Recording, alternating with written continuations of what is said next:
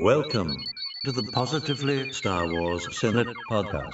This is Obi-Wan Kenobi. May the Force be with you. Looky, Senator. These are Jedi arriving. Let's make this our best show ever! I will sign no treaty, Senator.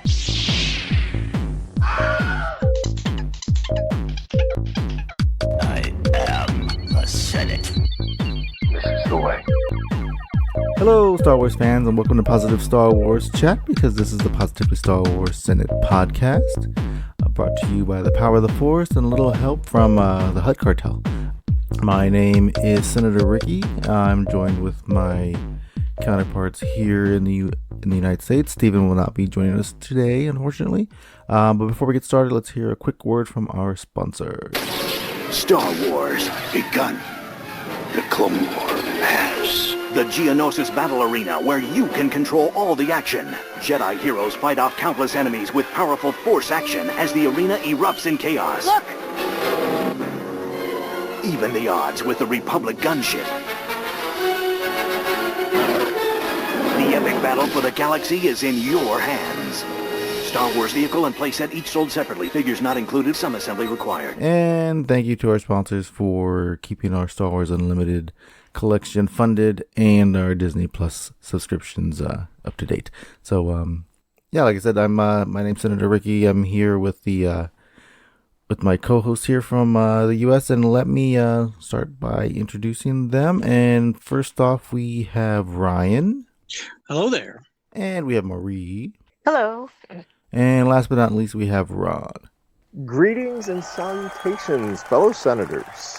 Yeah, so we thought for this episode we're just gonna catch up on what we've been up to in Star Wars land, and just go. There's a couple of news things that happened recently, but yeah. So I guess we can start by going around the table. So who wants to go first? I talk first. You talk first. Marie.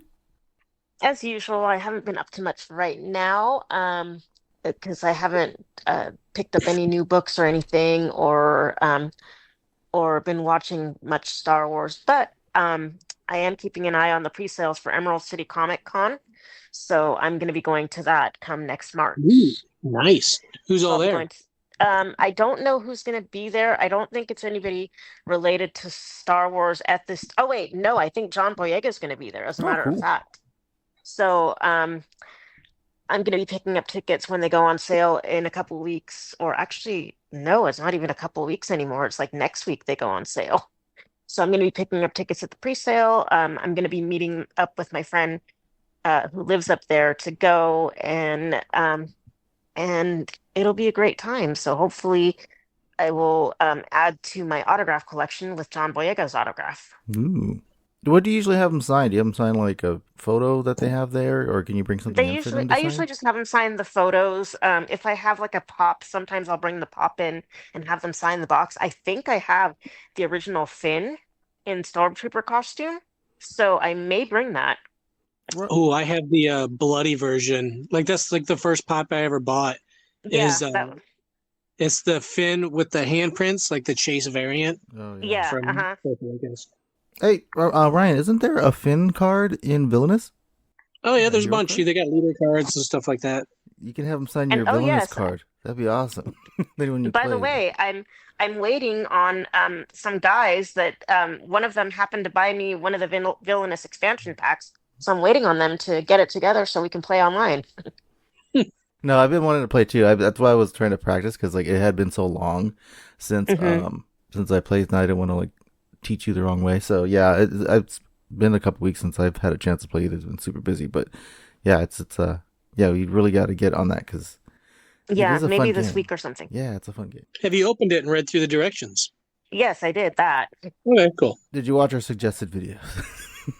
I did. Oh, cool. Yeah, that Oh, guy's great. really good on that one video. Like he explained. I'm seriously just waiting on you guys now. Yeah, we'll have to make that happen like immediately. Oh, geez, yeah. Maybe pass along those resources to all senators. the They're videos in or the whatever. chat. Oh, they are. Okay. Yeah. Okay. I'll put the links in Yeah. again, because it was a few weeks ago. Or Yeah, he didn't pass it on just to me. It was actually in the public chat, It was so we in could have the, all okay. accessed it. Yeah, that's on me then. It's always on you, Ron. Touche. all right. Anything else, Marie? I think that's it for now. All right. So I guess we'll go into Ryan. What have you been up to? It's definitely been a little bit slower than it was in the past, just because of there's not like a other than trying to buy that helmet for months, and I finally got a hold of the Acolyte Stranger helmet, which I wear around pointlessly now. And now it's like, well, it'd be nice to kind of do that for Halloween or something, but I always have a hard time in mass. Are you like the little kid, Also, like when he was in Superman Returns, when he's wearing the bucket over his head and he keeps running to the wall? yeah, pretty much. But I finished Acolyte Crystal Crown. I finished that book. I bought that one, and I finished that. It was okay. I mean, I'm having a little problem with books right now just because I'm reading Dungeon Crawler Carl, and it's the greatest series I've ever read in my life, and it's fitting all my check marks that I've always required for books. So when a book doesn't fit those check marks, I kind of get frustrated because they're getting hard to find. Like the Mace Windu book fit those check marks, and what is it, the Padawan book with Obi-Wan Kenobi, like that kind of fit the check marks. The High Republic, the ending really didn't fit a lot of those check marks, so I was kind of bummed at some of that. Again, that's my own problem. The writing's all still good. It's just I like action, and Dungeon Crawler Carl has a ton of it. So, but I bought the Acolyte Crystal Crown, took a break from Dungeon Crawler Carl, and I read that. It was nice just to see some backstory between Jecki and Yord. I don't know the exact time period, but it seems like, he wasn't a knight yet. So I think that was 2 years before the actual show. But the characters were good. I like their interaction. It's just they didn't have any action for 300 pages. And I'm like, oh, come on, man. So, but that's just me and needing some more simple action. But so that joins my bookshelf because that was a definite purchase because, like I said before, I'm always going to try supporting Acolyte as much as I can. I think it's one of the best series. Like I said, I pre-ordered the Khmer Stranger figure. I bought that helmet. So I bought both Acolyte books. So and if they release like an art book or something like that or a visual dictionary, I did get the visual dictionary. I forgot. But it's a great series. I always support it. So I was happy to get that stuff. I also went to Steel City Con, and I originally bought the tickets when Ray Park was coming. Well, I didn't buy tickets till Sunday, and I saw that they posted that Ray Park missed his flight on Friday, and the earliest he'd be out there is Saturday at 5 p.m. So I arrived Sunday right when they open, and there's not even a Ray Park like seating display for him. So it seems like, and this is the thing I've seen online quite a bit, it seems like he totally just blew off the con. They claim, shooting stuff, but I'm like, you haven't been in a movie in freaking decades. So I don't want to hear you're having shooting stuff going on. But I hear he blows off a lot of conventions. So I guess Steel City Con is just another one. I don't know if this was the first or second time he was going to be here, but so I got a bad taste in my mouth just because of all that. So I'm kind of upset about that. I wasn't going to get anything signed. I wasn't going to see him. Like I knew people that literally were flying in to see him and they had all this stuff for him to sign. And, these fans travel a long way to see celebrities, that they really care about. And like I said, I wasn't getting anything signed because I'm not paying $100 just to sign a picture. I'll stand in the back and sneak a picture with my phone and run away.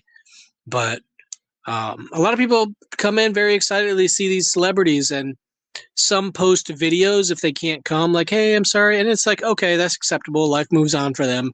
And then they're like, oh, come to December, I promise. But Ray Park was just, incommunicado. No messages, no whatever. They took his entire display down, everything. So I was upset to see that, especially people that really wanted to go see him were pretty much screwed over. So not cool. Not going to be positive about that. That's just not cool in any way.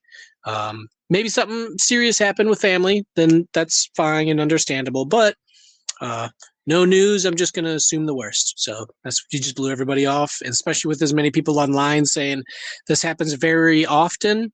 I can't say this is like a one-time thing, so it might be an emergency. So not cool on Ray Park's end.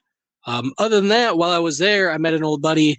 My favorite local indie artist, John Rupel. He does like a bunch of cool monsters and Star Wars. Like I've been following him for like a decade now.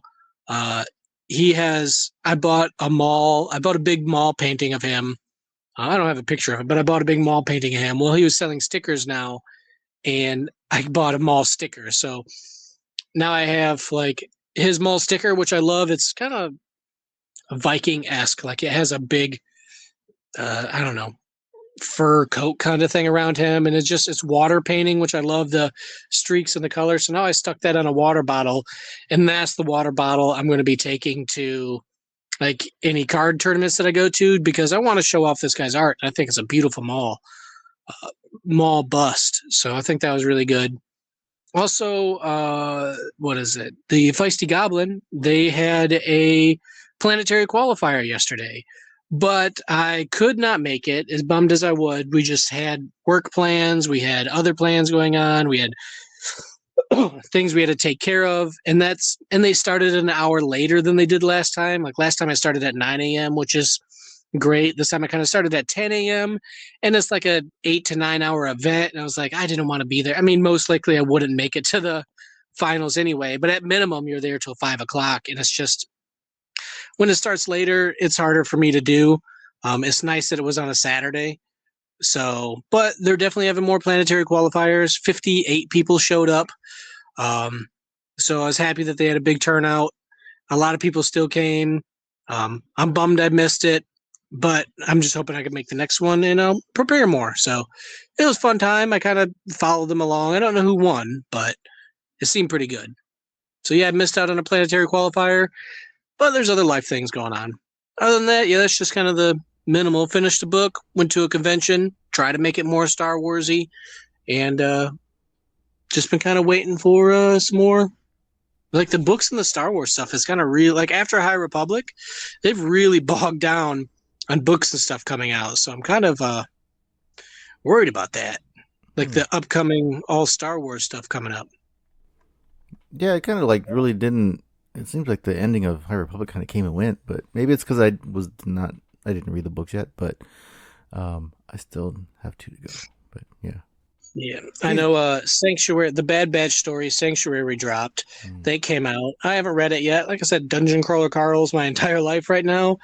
And I usually try to take a break between books just to stretch out the series. So if my library gets Sanctuary, I'll read it. That's not going to be one I'll buy, though, but I'll definitely look for the ebook. Last Order comes out October 21st, which is about Finn post, what is it?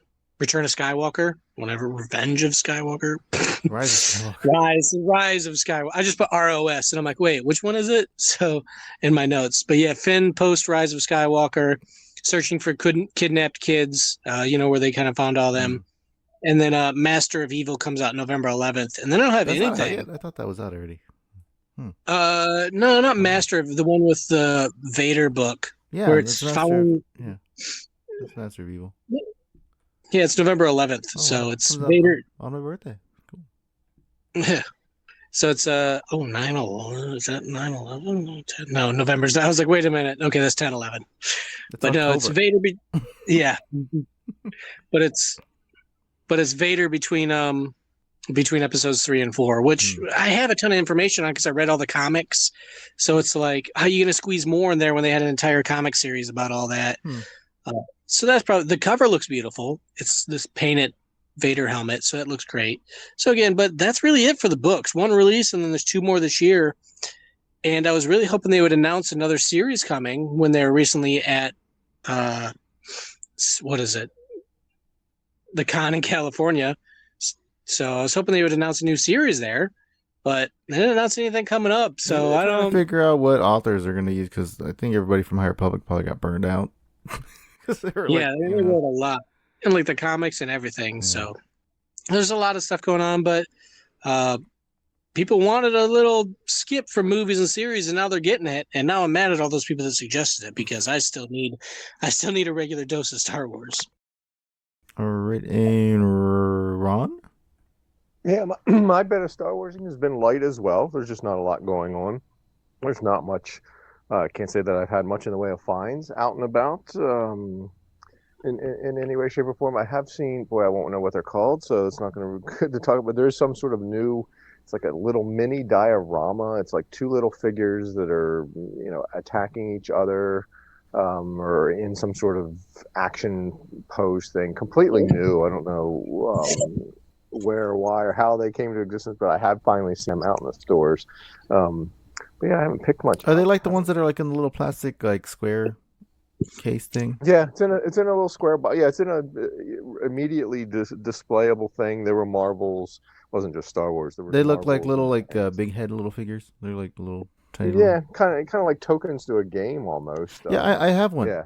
My daughter got one Yeah. for Christmas, I believe, and it was the scene of 3PO and Luke looking at the hologram in C3 with R2. And Yeah, it might be something different. I'm not under the impression they were out at Christmas time. I'm under the impression it's something that's recently released here. I'll try to find it while we go through the Senate here to get drop a picture in the chat for us. But I've seen people talk about them online, and the only reason I bring it up, I just recently saw them finally hit the store in my area, if you will. Yeah, I've just been organizing a little bit of Star Wars Unlimited action. And boy, I'm trying to think of what's the last thing I watched. And I think I've already discussed last Senate. I did go to the Star Wars in concert where the orchestra played. Yeah. And that was an absolute thrill. I do highly recommend that. But yeah, I don't know that I've even perused anything Star Wars in a while. I know I'm excited for, been talking about it with people with the 50th anniversary, but that's still 2 years away that Star Wars, whoever, was dropping things about that coming out. So I am sort of excited for that to come out, but yeah. So outside of that, nothing major. Just in the Star Wars Unlimited world, my nephew, I got him a box of the second or the third series. I think it's the third series, the clone related. Well, anyway, he pulled a showcase. They're really hard to find out of the booster packs. He was excited to send me that text to let me know he finally cracked open that box and pulled a showcase Ray. So I'm very excited for him. Fantastic. He's got some very cool card, as part of his collection, and was excited to find, just cracking normal packs and found that. So yeah, excited for him to have come across that. Does he have a leader that he likes from that set?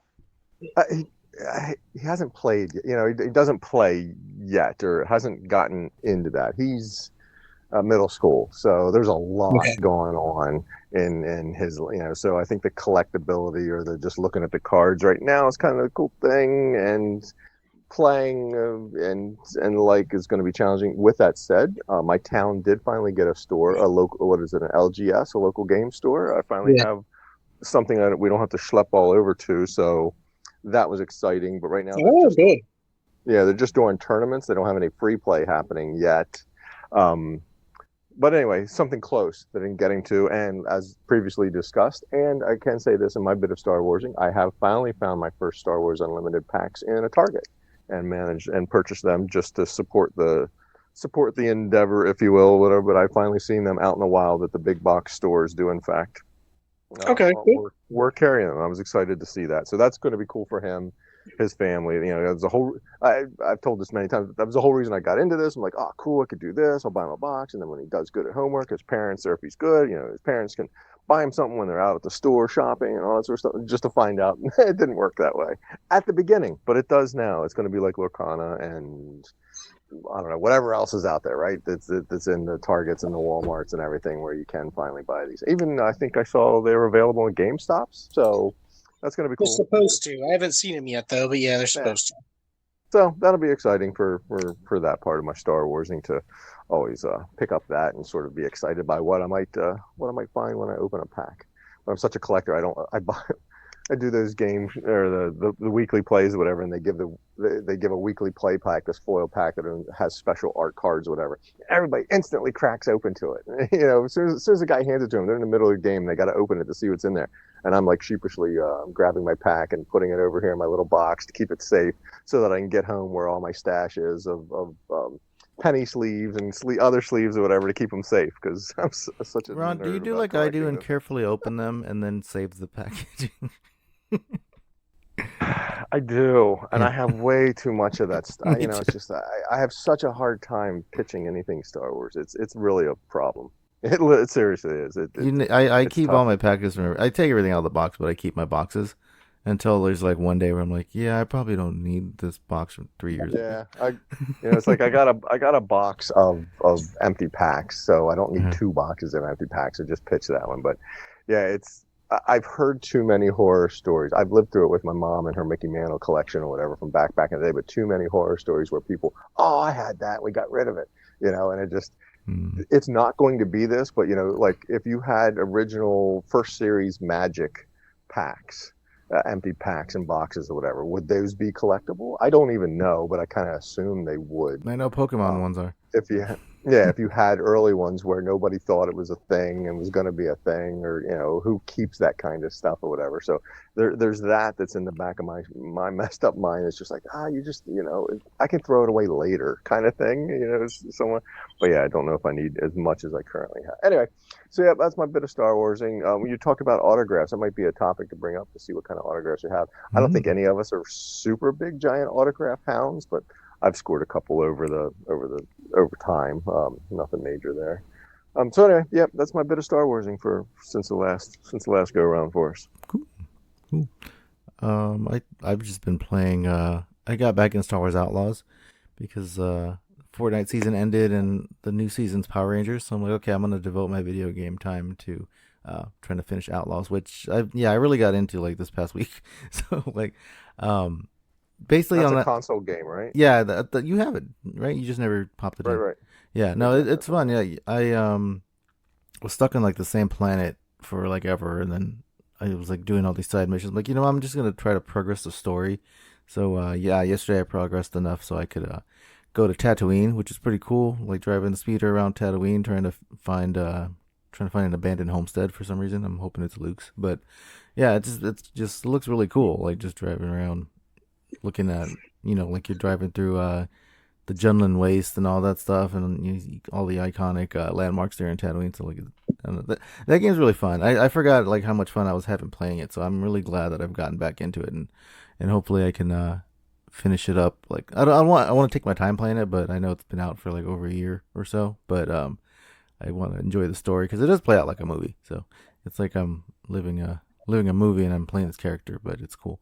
And then I started watching Resistance again because me and Stephen were gonna have a Resistance discussion. Yeah, so I think I'm almost done with season 1. So I just had it on while I was doing other things, and I liked that show, but nobody gave that show any time of day. But I liked it. It's still enjoyable. I like the characters. So yeah, doing that, and then I think that's pretty much been it. I did pick up a couple books at like there's a thrift store nearby, and I picked up a couple of those 5-minute storybooks for kids, the Star Wars ones. There was like one that was like sequel trilogy, and one was OT trilogy. So I picked those up. I just like anything like I can find like for like $2 or something like that, Star Wars. I'll just pick it up just so I can add it, especially books. So I need to get another bookshelf so I can put all these Star Wars books in there. But yeah, that's pretty much been it. I haven't really done anything else. I had a dream last night. I was Star Wars marathoning. I don't know what that means. Seriously. How many did you get to? I think the whole dream. It was like we were gonna get somebody new to watch them, and they had started an Empire Strikes Back for some reason. I was like upset about it. So I'm like, you gotta start from the beginning. So, but yeah, it's funny. I don't know. See, I eat, sleep, and dream Star Wars. So I have problems. But yeah, I think that's pretty much been it. Like I think I started watching. That was last month. I watched Solo. But yeah, I just wanted to get back into a TV show. I might try to watch Book of Boba Fett after I finish Resistance, just so I can go back into those. I don't think anyone like rewatches the series that much like the movies. Like I'll rewatch the movies like crazy, but I know me personally, it's hard for me to go back and like. I think Kenobi's like the one I've watched like the most again. Like I'll just watch it like a movie, just keep it playing, like a really long movie. But yeah, I'll probably do Book of Boba Fett. That's again. a weird construct, right? It feels like the movie can be put on and in the background, and Yeah. it's just on for 2 hours. Whereas, right, a series, it's like, well, you feel compelled to start with episode 1, but then it also feels compelled to like stick with it, or it's a little. Yeah. I'm same way. It's a little harder to just throw a series on in the background. That's why I liked when Disney Plus Like, for a well, while. I want it to end. Disney Plus for a while had that streaming channel that was showing like Marvel stuff and Star Wars stuff, and then they also had a Star Wars one back in May, and they would just randomly show like episodes of things, and I would just watch this random episode of Acolyte, and then there's a random episode of Ahsoka or something. It was cool just to watch. I always forget I can go back and just watch episodes. Like you said, I always want to start from the beginning, which is what I usually do with Clone Wars. So. Yeah, you can't. But that construct of what we had when we just had terrestrial TV or even cable TV, where a rerun was literally on. It was in the middle of some episode or some series or whatever. But it didn't matter. You watched it. You didn't need to have anything. Now, granted, those were a bit more sitcom-y and not story building type of things. But that construct, I think, is lost on a generation or lost on a good number of even the shows, whatever. That Disney and Disney Plus, its channels would do well to sort of, even Disney Plus could maybe have that where you pop into it and just say what's on now and click on that and see what's on now Star Wars, so that I don't have to go select and pick, because I have so much to pick from. It's like, I don't know what I want to have on in the background. I got they had a channel like that. They had a streaming thing for a while on Disney Plus. They had one of the live channels. They keep rotating them out, but one was during May the 4th time it was on for like a couple months. That's what I'm saying. That would be cool to go in there and click on the Marvel one, and it's just showing something Marvel, a movie, a series, whatever. It's just a TV channel type of programming that's just randomly on there. I would click the Star Wars one when I've got nothing to watch, but I don't have a specific amount of time, but I want something on in the background.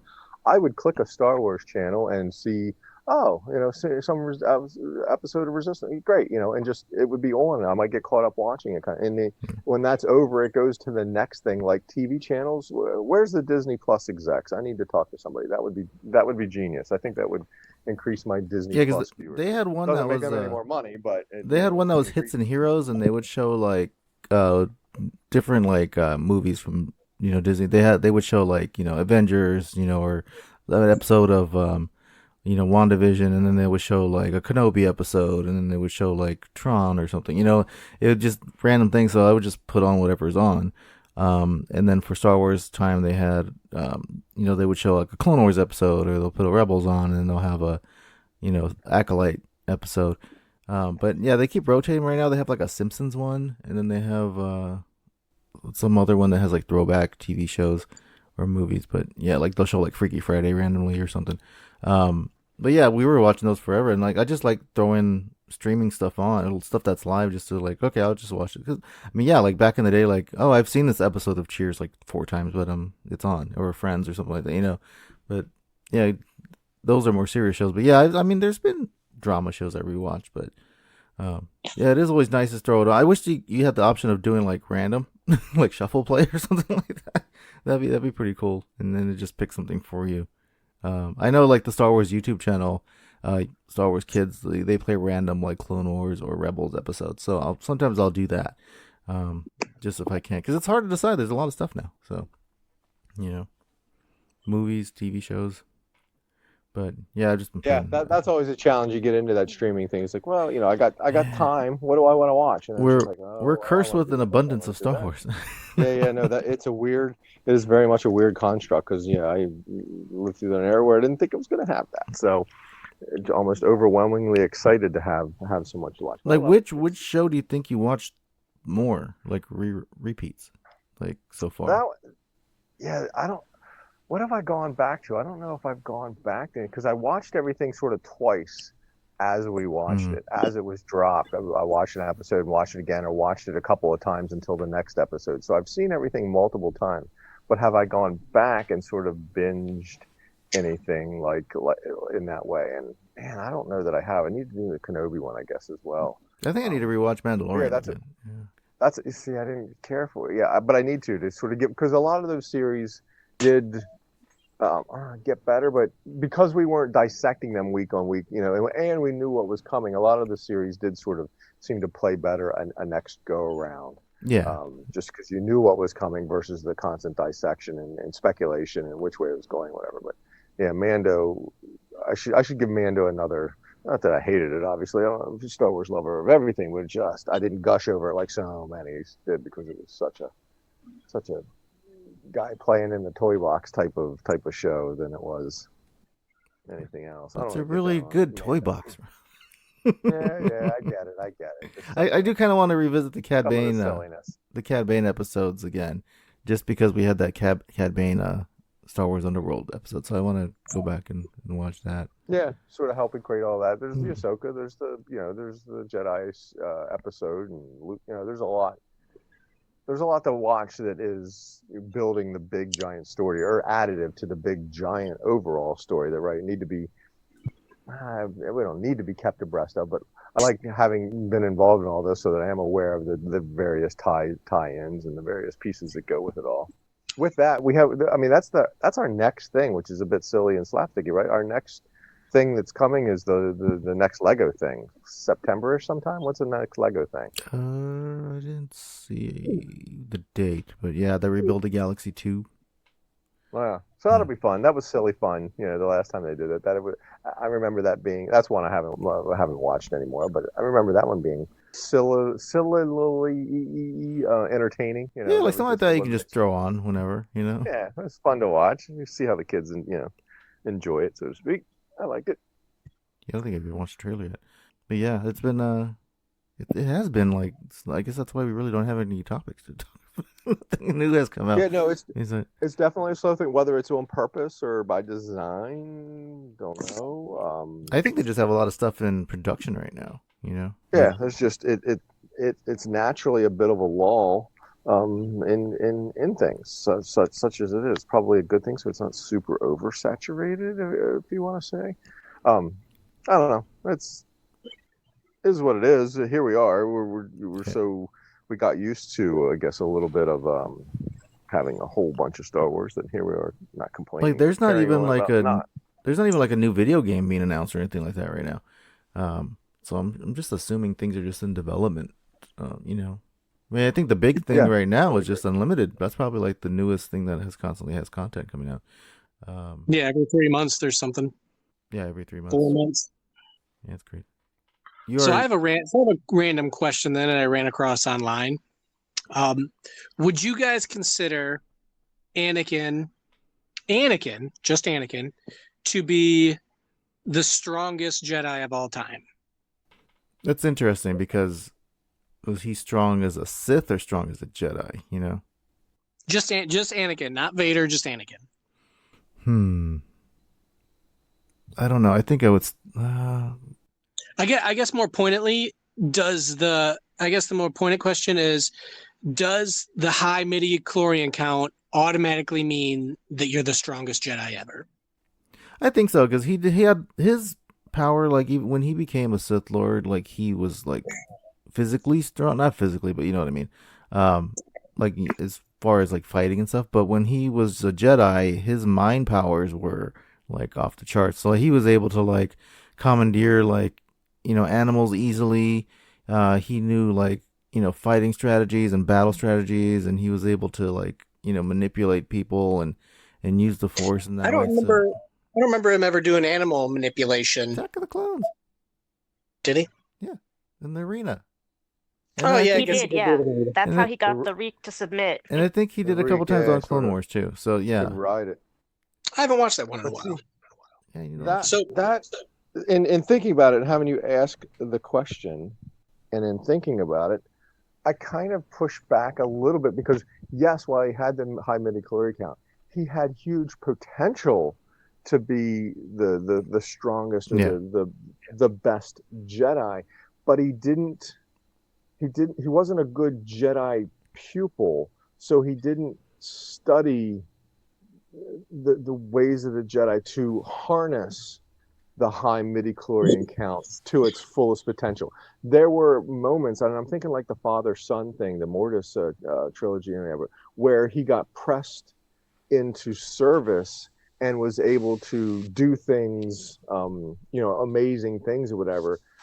But I'm still wrestling with my answer here, but I'm kind of thinking there were occasions where like he would do things and it would sort of amaze even himself, or amaze him, because he had such potential, but because of his failings, his shortcomings in the light side, dark side pull that is what the Jedi teaches, that he sort of failed at or didn't complete that to his fullest, that he could have been the strongest, ultimately a powerful Jedi, but he strayed from that path, unfortunately, and it hampered those efforts. So, yeah, my answer is very kludgy in that sense. That yes, but not really from a Jedi sense. Maybe most powerful Force user. Okay, maybe there because of the midichlorian count and learns the ways of the Sith and can, does that side of things as well very powerfully. But the most powerful Jedi ever, I'm a bit beholden to the Jedi wasting things type of thing. That he had great potential for it, but it because of his fall to the dark side. Hence the Jedi, they're trying to keep. They understand how hard it is to keep away from that, and it happened unfortunately to him. No, if anything, I think Anakin's one of the worst Jedi of all time, just because his fall to the dark side and the way he pretty much manipulated people. He was more into war than he was into peace. He was he killed a bunch of kids. Like he obviously put love over top of the order, and as Mace and Yoda warned, that the reason they don't have attachments is because they can lead to anger. Like if I had the power to choke somebody from across the country and someone said something bad about my spouse, I would choke them. And that's a lead to the dark side. Like that's why they have that rule. But so I'm kind of wondering, do you guys think that just having a high midichlorian count equals being a strong Jedi? I'm going to say no, because you have to develop that potential. It's like Ron said, he had the potential, but he never developed himself. I mean, you can be a good student all you want, learn everything by rote, but it doesn't help if you don't understand the deeper concepts and things like that. You can know all the answers, you can do all the math problems or whatever is set out for you, but if you don't study like where like the origins of words and things like that, you never get to be like, you can be smart or you can be knowledgeable. um I mean, you can be both, you can be smart and knowledgeable. And it seems to me that Anakin had the potential to be very great, but because of his impatience and his arrogance, he did not develop his full potential. So he was a bad student. He didn't listen to the teachings of his elders, like Obi-Wan. He was constantly going off and just doing his own thing and learning things the hard way, but then not really picking up the lesson. Again, he was just a poor student. Yeah, it's defense a little bit. No, he is too old. Train the boy you can't. There's a little bit of he came into it tainted. Tainted is not the right word, but they don't usually pick up Jedi. He had baggage. It's 7 or 8. He had baggage. He had baggage. And again, in his defense a little bit, he then gets palps in his ear. And that's true. Again, the Jedi teaching, they start him young so that they're the one being the influencers and mind brainwashing them, as some people would say, to some extent, of the Jedi way. But if they can influence early and stem the tide of the dark side influences, then you get an Obi-Wan. You get good Jedi throughout the whole thing. So does that make him like weak-minded then? No, I don't think it makes him weak-minded. It's just he has the baggage, as you say. No, he's too old. Train him, you can't. And gets palps bending his ear type of thing or whatever, and gets, he has that baggage of his mom and the losses and all of that. That now I've got power. I can stop even people from dying, even you. And it just you want, that's the path to the dark side. Is wait, I'm this all-powerful Jedi. I know how to use the Force. I can do things. Well, then I'm going to start doing things this way. And then Jedi I always wondered. I always wonder how somebody like a Obi-Wan or like a Qui-Gon well, let me use Obi-Wan example. Like if they were put in a situation like, they're full on Obi-Wan, like episode 1, 2, whatever type Obi-Wan. And what if they did run into their mother, or like he said, he thinks he had a brother or something. He said later on, I think in the Kenobi show.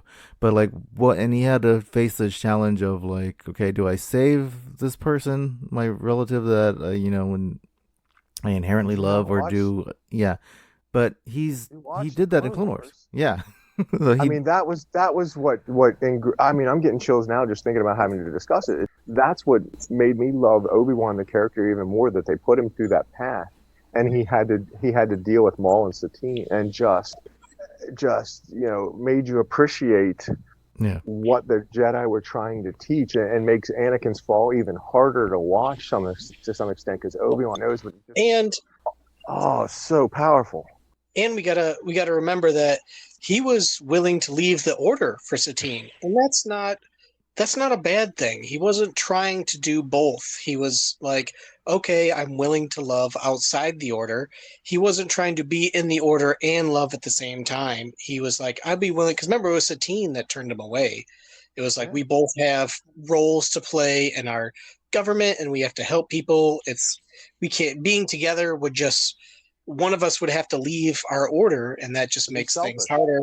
Yeah, but that's a good point. It'd be selfish. And he accepted that. He wasn't mad at her, where if Padme would have pushed away Anakin, I feel like he would have got all gropey and like weird and like kept pursuing her. Like, he was just a weirdo. But yeah, that's not fair. He wasn't a weirdo. He just she was a weirdo too. His mom.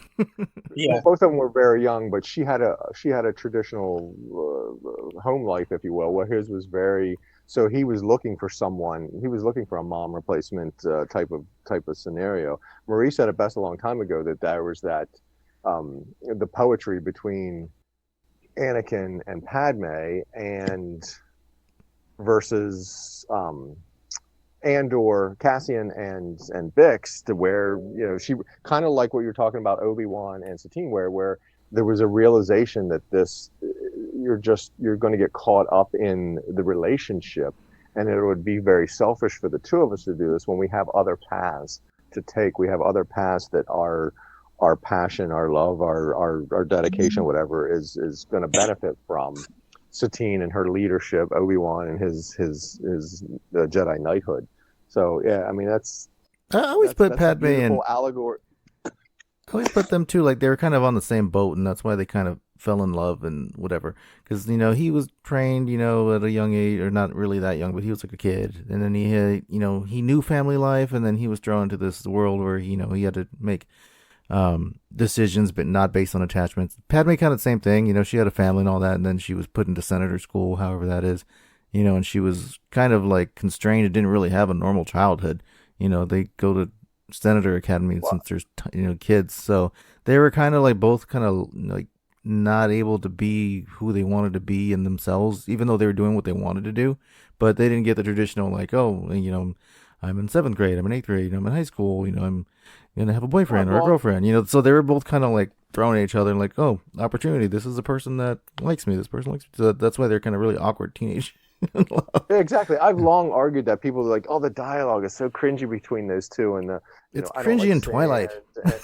And I don't like sand, and the Obi-Wan would be very upset if I did that. They're two kids that why does anyone expect them to have game? Yeah. Why does anyone expect Anakin to have any sort of game and be smooth? He has no experiences whatsoever. So yeah. I don't know that George did it on purpose. So yeah, I don't think he's the best writer and all that sort of stuff, but it works perfectly for those characters, because I would not expect them to be Lando smooth. Anakin, I'm there dropping all kinds of lines. Hey, baby, it just, ew, where would he get that from kind of thing, versus the cringy, I don't like saying, just that stuff that he gets so much guff for. I think it was intentional, though. Vocal minority. I think it was intentional because, like, he did American Graffiti, and like that's all teenagers, going to college, and you have the one cool guy that was able to pick up girls, exactly. And you had Toad, who was like a dork, and he was awkward with the girls, and then Richie Cunningham was, he was, kind of like the, stuffed shirt guy. Like, he knows how to write, dialogue. Yeah. So I think it was purposeful. Like, they were supposed to be awkward. You can even see like Anakin's face when he says something. He's kind of like pulling his face, like, oh, did I just say that? He does that in the movie. Well, I think that as the actors know, because those two kids were young at the time, they had game to some extent. With it in real life, they're kind of like, oh, this is weird. Well, because even when they kiss, then he's like, I'm sorry, and he's like, oh, I shouldn't have did that. Like there's little subtle things that they do in that movie that's good. But no, back to the Satine and Obi-Wan thing, like. if you notice that, okay, so that's a good lesson for Anakin to learn that Obi-Wan kind of is showing him. Like, he has to choose between saving her and, shooting the guy or whatever, and then Maul's, it was a Maul there? Oh, no, somebody, oh, no. However that happened. But he never fully he never really eludes or otherwise gives Anakin that lesson in terms of the I loved once, and and then goes into the story of how he just hinted at it the whole time, and Anakin had to sort of pick up and read that he almost did, and he never really goes into it with him. But in that one episode where should he have, where the bad guy had been better. The bad guy had Satine and Obi-Wan cornered, and they're having that dialogue discussion about their relationship, whatever, and Anakin just comes up behind him and like stabs the guy. So he's not his mind is on battling and stuff like that. He's not picking up what Obi-Wan's putting down. Yeah, he's not reading the room too well there. But he does pick up one. Hey, yeah, I'll have to find those. Those are ones I should go back and rewatch, because those were very, very powerful in the overall lore of things and what all was in there. Another one that made me think of it in this discussion of bad Jedi and all that, Pong Krell. Maybe an origin story of Pong Krell. Did they get him? You know how I was saying how Anakin, they got him? No, he is too old and he has baggage and all that. Was Pong Krell picked up that way, or was he picked up as a kid or as a baby, the normal Jedi way, if you will, the ideal way they like to do it, where they get him young as a Force user, and he is a true fall to the dark side in terms of we started him out right with everything, but he just truly fell. Darth Tyrannus, anybody that falls to the dark side would kind of like to know their true origin story in terms of did the Jedi pick them up at a really early age, or examples of why not to know he is too old type of I think he was picked up at a normal time, just because they didn't want to bring Anakin in, but they made an exception because he was quotations the chosen one. So if Pong Krell wasn't the chosen one, they would have just been like, nah, this ain't good enough, you're gonna have to move along. So I think pretty much everyone else was kind of picked up at a good age. At a good normal age. That Anakin's the exception there to we know why we don't do that. I think Pong Krell, and I mean, he's not the only one that's ever fallen, but I think there does come a point with Jedi where maybe they get too old, and then they start maybe we're not doing the same thing like we were, and the Republic's kind of changing, and they kind of start getting their own ideals. Maybe they get comfy or corrupted, in their comfy lifestyle. I mean, they could have just been corrupted by Dooku. When you see all that negativity, and they're like, well, maybe the only way to overcome it is to kill everything and take control. It's like, okay, well, obviously you have failed it because the outside influence is very tough for anybody, regardless if you're a Jedi Master or not. Outside influence and all this power at your hands is always a threat, and some people handle it and some people don't. Most handle it. Some leave the order and some turn on the order. I mean, obviously the Clone Wars was something in history that the Jedi Order or the galaxy has never dealt with, since the age of the Sith Wars. So you're talking 1,000 to 5,000 years prior. They've been a relative peace. So to have something like that, and you're eventually going to lose people like Barriss Offee, Pong Krell, several others where they just don't think, Dooku, they just don't think it's the right path. And, 3 out of 10,000 isn't bad odds. So isn't there a thing like the Fallen 12, but those are Jedi Masters. 20. The Lost 20. The Lost 20. So those are Jedi Master, or are they Jedi, or is Pong Krell one of them? Or no, he's just a Jedi that fell. He's a Knight. Master. So were they Masters or were they Knights? They were all Masters. The Lost 20 was only people who have reached the ranking of Jedi Master. See, I always thought that maybe Ahsoka was included in that, but I guess not. So there's another number of lost Jedi that is Pong Krell, and that fell, because is Dooku a lost 20? Right? I would think so. No, he's a Pong Krell. He's whatever group we're going to call the Pong Krell, because he wasn't a master. He wasn't a. I don't think he was. No, it's I think that, but I don't think no, because they said Count Dooku was once a Jedi Knight when Plo Koon was telling what's in happening that. So I don't think he's part of the Fallen 20, but a lot more Jedi have left strayed from the Order dark side or whatever that is the. So there's some other group. So you're 3 out of 10,000, whatever. It's actually it's got to be some higher number, but I don't think it's ever been discussed or otherwise talked about in any way, shape, or form outside of the Lost 20 Masters. But the actual Jedi lost to the dark side, let's say, upon Krell grouping, is an interesting thing. Was Ventress actually a Jedi in the Order? I don't remember. I just looked it up really quickly. Count Dooku is counted as part of the Lost 20. Thank you, Marie. Yeah, Anakin's like the 21st. No, he's got an asterisk because he wasn't a master, but you're not a part of the council. Yeah, that's true. He's not a master technically. All right, he's got to be an asterisk. Always Lord, but never master. Do you guys wish that there was like a scene that we had got in something where Anakin and Obi-Wan are training about the whole high ground thing? Like, I think we needed that somewhere. Like, so that way it could be like a reference. Like, oh, Anakin, I have the high ground.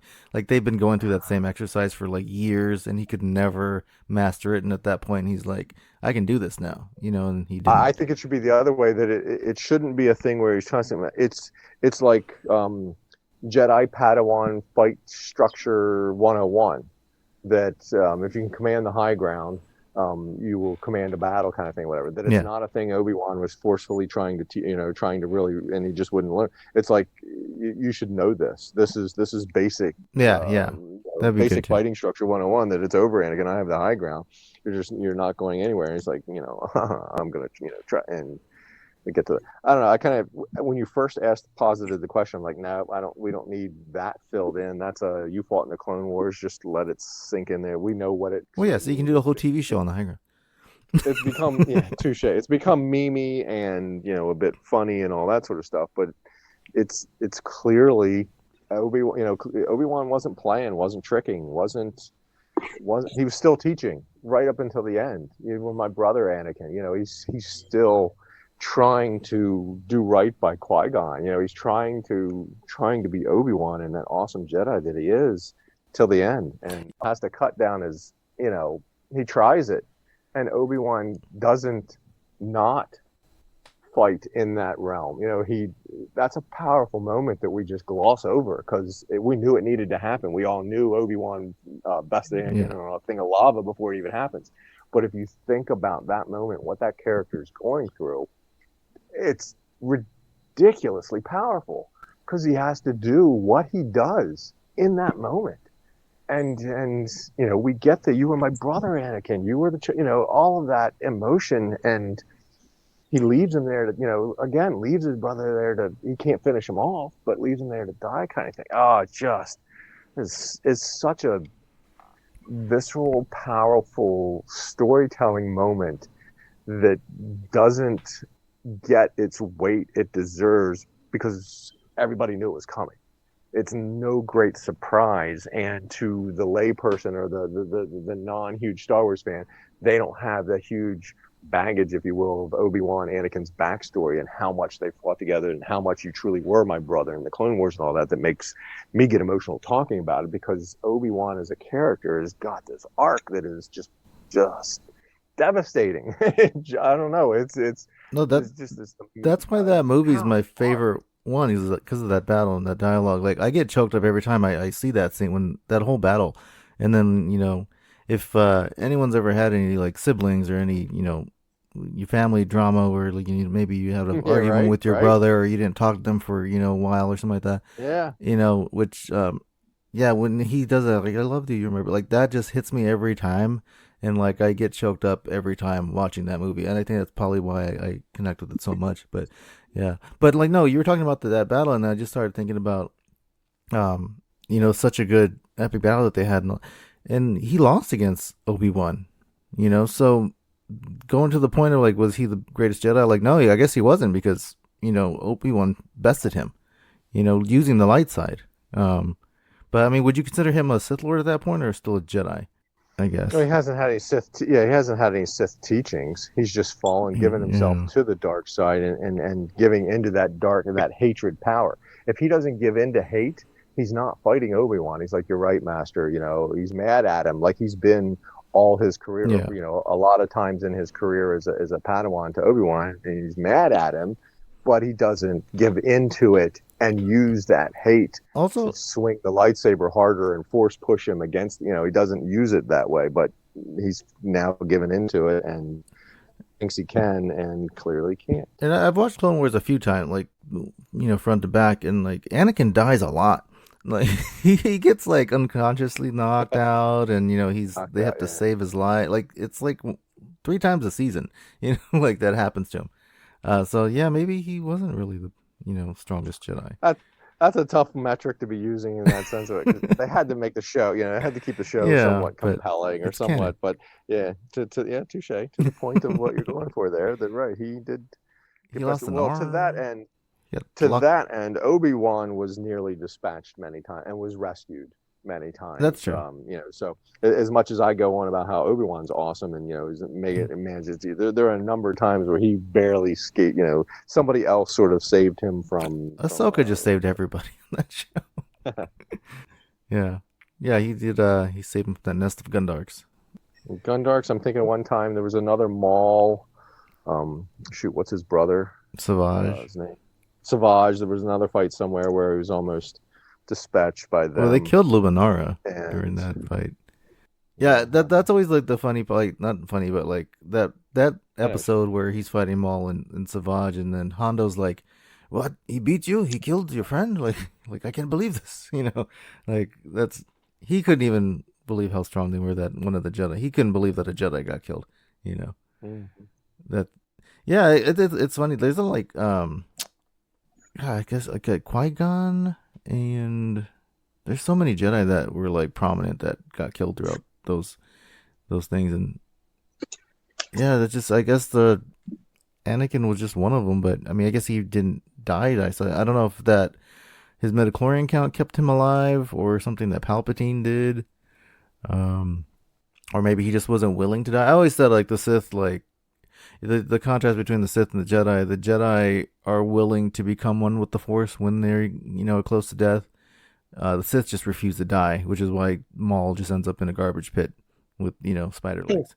Like they just willed themselves to stay alive. Like, you know, they never died. They keep coming back. I like it to some extent, but I think that's I'm going to say a modern construct or an end of the Jedi construct, just because we see that with Obi-Wan and somewhat teaching Qui-Gon and Yoda. You know, they're the only ones that join the Force. I think that's, you know what I mean? That they learned that then. Qui-Gon was learning how to do it. He learned it just in voice only, although he does come back. I hate that he comes back as a blue glowy. Anyway, that it's learned late in the Jedi tenure that I don't think, until the creatives change it and the canon changes it otherwise. You guys have read the books. Is it in any of the books anywhere or whatever? That I don't think that joining the Force is a thing, and where they come back in the 10,000 years that the Jedi have protected and provided peace, whatever. I think that's a very late in the Jedi tenure construct. Curious what anyone else. Well, yeah, but I mean, I believe it was like an ancient technically, like from what Clone Wars they hinted, you know, like you know, that it was something that was common. Jedi text. Yeah. Oh, okay, that could be. Yeah, but like, you know, that would never happen. You know, Qui-Gon would have never learned that and passed it along, had he not been like, oh, you know, I got killed, I'm dying, you know. Train the boy, and then he dies. You know, Sith Lord would be like, I'm not dying, I'm gonna get my revenge. You know, so they would never get to that epiphany point where the Force is like, hey, you know what, we're gonna enlighten you with this, and this is something that can get passed along. You know, I mean, yeah, it's weird because like the ancient texts that had how to stop people from dying. You know, that's, you know, how Rey learned that power, and then somehow Grogu learned it, but I think he just is raw, you know, natural instinct. So like the thing that the Sith were chasing and that Anakin was chasing was something like they easily could have learned, you know, like, but for some reason the Jedi Order stopped that teaching from, you know, being about me, because, you know, they're not supposed to have attachments. They're not supposed to try to save, you know, the people that they love from dying. Like they're supposed to just, you know. I don't think it was easily there, because then that gets to the point. I've brought this up before, whatever, that Palps tells Anakin, you know, I have the power to save her. And then when he turns and says, all right, I'm good, I'll be your teachings, Palp says, well, good. Maybe together the two of us can learn how to, See, I always stay thought he while was dying. BSing with him. Like, I think he And knew. Like, he had to have. Like, oh man, I read that as, I need your help so that we can figure this out because I want to. But you're right. Maybe he does know. He just wants to sort of string him along, use it as a way to and he control kind of him did and keep him in Anakin from check. dying. Like, unless he depended, like, on science and technology instead of, like, the Force. But I always, like, when I watch Revenge of the Sith, like, that scene where he goes and sits next to Anakin when he's burning on the floor, and it's a good mirror to Obi-Wan and Luke because he finds him when he's hurt and he puts his hand over his face like the same way Obi-Wan does to Luke when he gets beat up by the Tusken. Like, is he doing something to him at that point, or is he just like checking his vitals or something? Reading his mind. Yeah, no. With the advent of Rey and giving some life force to breathe life into, we've sort of retconned that Obi-Wan scene that's what's happening there to some extent. That Luke's out and Obi-Wan's jump starting Luke with sending a little force essence his way to jump start him, kind of thing. That right? Why wouldn't Palps be doing the same sort of thing? He does, however, say, "Ready my ship. I fear my new apprentice or whatever He's is in having danger. problems Lord Vader's in danger or something." So he knows the fight's going on. I don't think he knows he's been hurt yet because that hasn't happened yet, but knows he's fighting and is in danger. So he gets there and he's using the Force to find him. Right? Is he? I think we have to say he is projecting a little Force essence to keep him alive or make sure that, because he does say he's still alive. Get the med pod or something like that, doesn't he? Get the medical capsule. He's still recognized. I mean, unless it's like a will of the Force kind of thing, like he wasn't really him doing it. He was just a conduit for the Force, and Anakin was supposed to stay alive anyways. But, or maybe, I don't know. It's always like iffy. And then they had that whole comic book where like he created Anakin, which people misinterpreted. But yeah, I don't know. It's just, is that a thing? That his midichlorian count kept him alive. Or was it just, I don't know, something unnatural? Hate. It's just hate. Yeah, just hate. It's true. It could be that because I hate you. That he's just so. They just refused. They refused to die.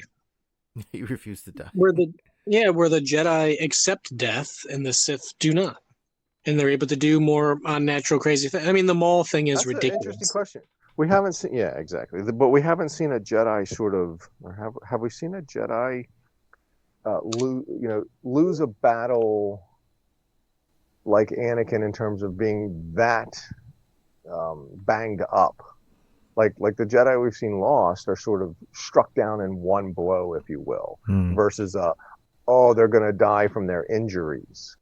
Like, have we seen a Jedi sort of succumb to the numerous injuries from a lightsaber battle versus they just die from one blow? Luke? They just die from a barrage of blaster bolts. I mean, Anakin lost an arm and Luke lost a hand. Yeah, but they're seared immediately. That's true. They weren't like, trying to think, Nobody survived Order 66? It wasn't like in New Hope where the limbs continued to bleed after getting sliced off by a lightsaber. Yeah, did they ever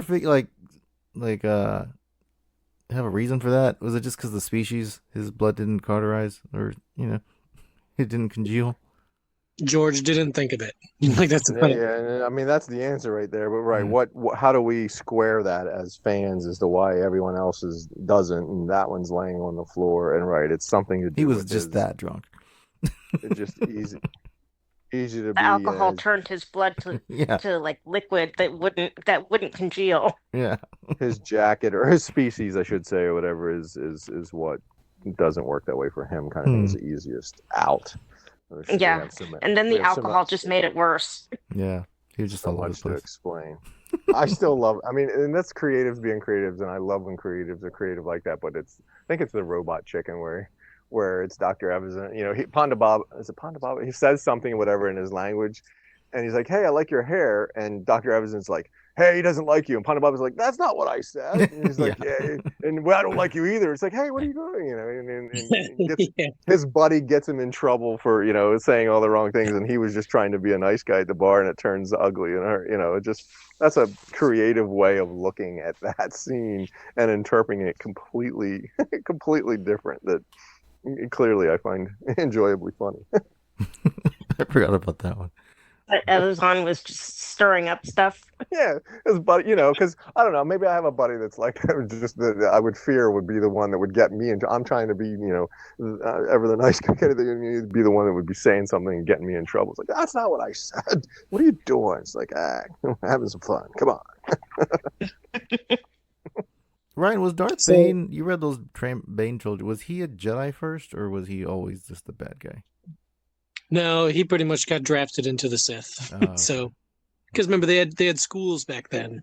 So, and he killed his dad and pretty much realized he had the Force type of thing, and I think just went looking to train once he realized he had it. So kind of like Palpatine then. That's what I was just thinking. Palps was that way, that he just Palpatine did kill his parents. He went that dark that way.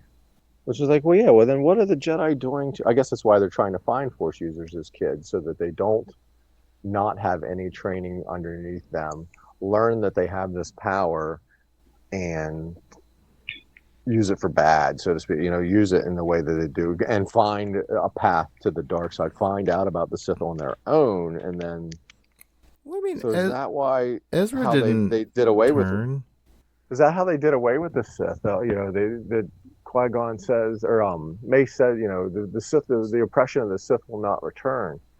Is that the history of the Jedi? Is that something we could learn or whatever? That there used to be the battles, and then they got to the rule of two, and then they dispatched them, and the Jedi then realized, well, wait, how did we get to this point? They do a root cause analysis of how we get Sith and say, well, everyone has the Force, and some have high midi-chlorian counts or whatever. We got to scoop them up early as kids, or we're just going to be right back in the same situation where a powerful Jedi high midi-chlorian count person comes along and falls to the using it not for good, and finds and goes searching for more power and searches the ways of the Sith.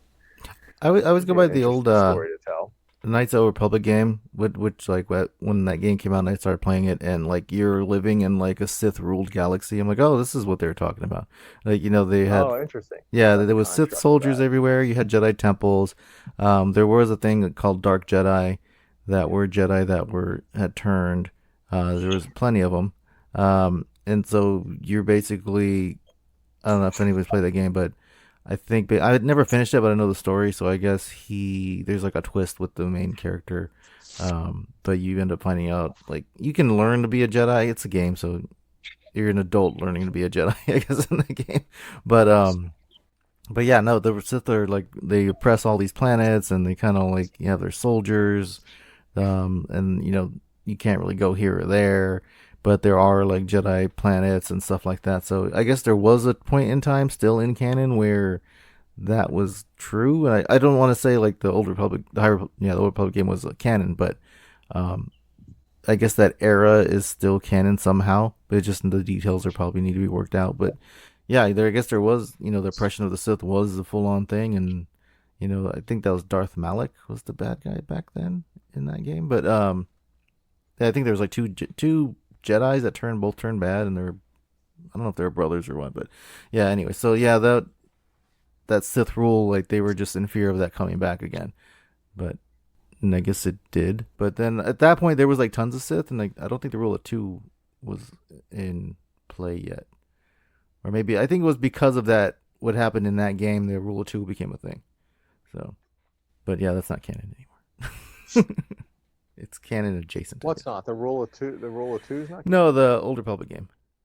The Knights of the Republic, right. the KOTOR game. Adjacent. Yeah.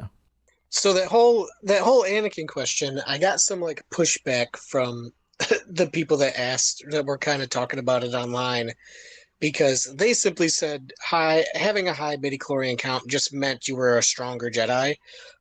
And like Ron, I argued, it was more of a potential to be a strong Jedi, but it kind of all originated because they said Vader was the second strongest Sith in history.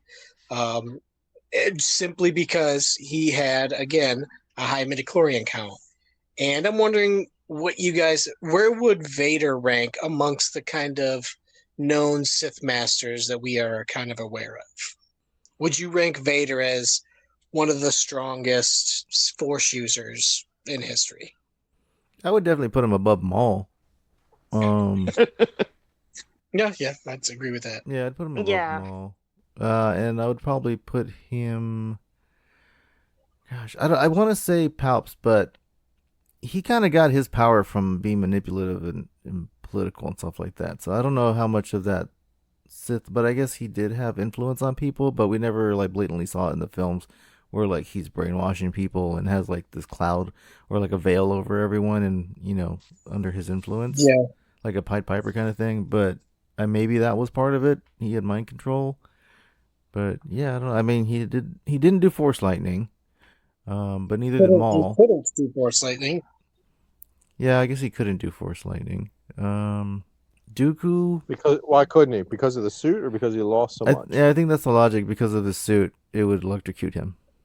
Yeah, that's two things, Ron. The suit actually couldn't handle electricity. He never really fixed that. And I believe in the original, what is it, kind of the post Revenge of the Sith books. See, they're actually really good books, like the Revenge of the Sith novelization and the one that came after it. Whatever it is. What was it called? Dark Lord? I know it's not Masters of Evil. It's something like that. No, I read that one, but yeah, that was good. They tried to explain why Vader didn't use it or doesn't have it. And it's something like, I think Palpatine specifically says he will never use Force Lightning because he doesn't have hands. So, because it's generated through your fingers and through your body. So, which of course that can easily be rewritten and be like, okay, they just summon a lightning storm with their nubs or whatever it is with their appendages. But he specifically says the suit won't be able to handle electricity and he won't be able to use it. So do I believe a strong enough dark side user can summon lightning without hands? Yes. But Palpatine says it. So I kind of got to have that. It's kind of the overwhelming norm. The norms can be broken, but as the norm, he doesn't have hands, so he can't use Sith lightning. I think it's the suit. I don't think it's the hands. I gotta push. Vader has hands. Vader has hands. A hand? No, because he grabs the dirt with his one hand. As he's trying to. That was his robot hand. Okay. Yeah. Yeah, he cuts off his other hand and his legs. He takes the other three away. Yeah, the other ones that are skin. I'm embarrassingly having a bit of an epiphany then. I mean, I think I know that, but I mean, I knew he took off the limbs and everything, whatever. But yeah, I'm thinking.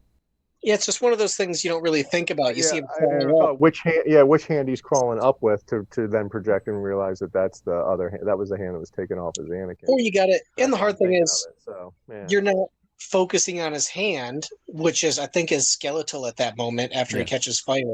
You're focusing on his face, his emotions. Yeah, he's screaming and like yelling, and you're focusing on faces between him and Obi-Wan. So it's completely understandable. I wouldn't expect that to be something like straight to the top of your head. You're just like, oh yeah, that is his last remaining hand, isn't it? Yeah, it's the robotic hand. Yeah, he cut him like in a backwards J, swooping down, like, you know, left hand. Yeah. And then limbs, like a semicircle. Yeah. He aimed for all the flesh pieces, that's for sure. Ryan, in the Jedi Survivor game, I don't know if you've seen clips of that, but the bad guy in there is a defrosted Jedi from the High Republic era. I've heard about it. He's missing an arm, and he's able to fight without a hand. He can make his lightsaber float around him because he uses the Force. But I'm trying to think if he used Force Lightning in that game. I'm gonna have to go back and revisit that. Yeah, I mean, I'd like to. Again, this was written. He didn't have a hand. He had like it was just cut off. Like it wasn't. He didn't have a fake one or anything. So maybe that's why. Okay.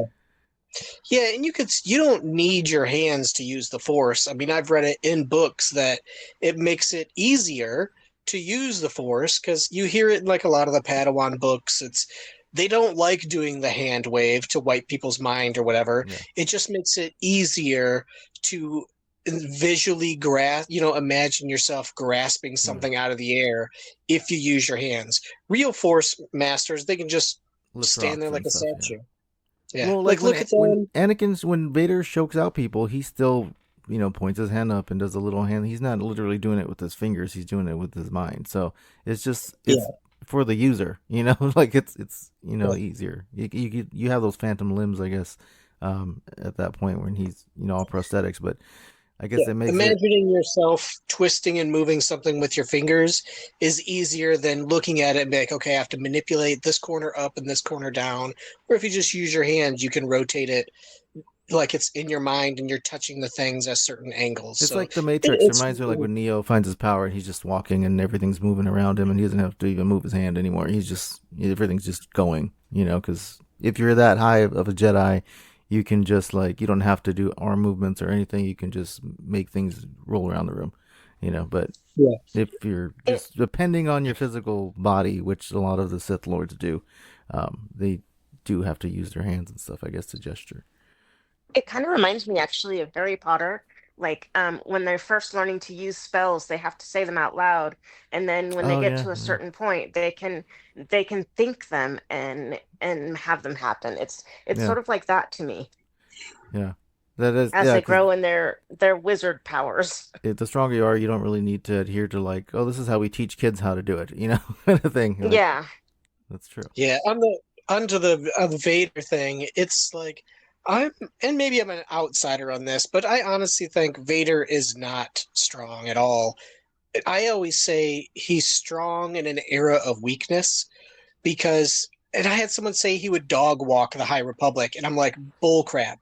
Like, people have to understand Vader is not Anakin.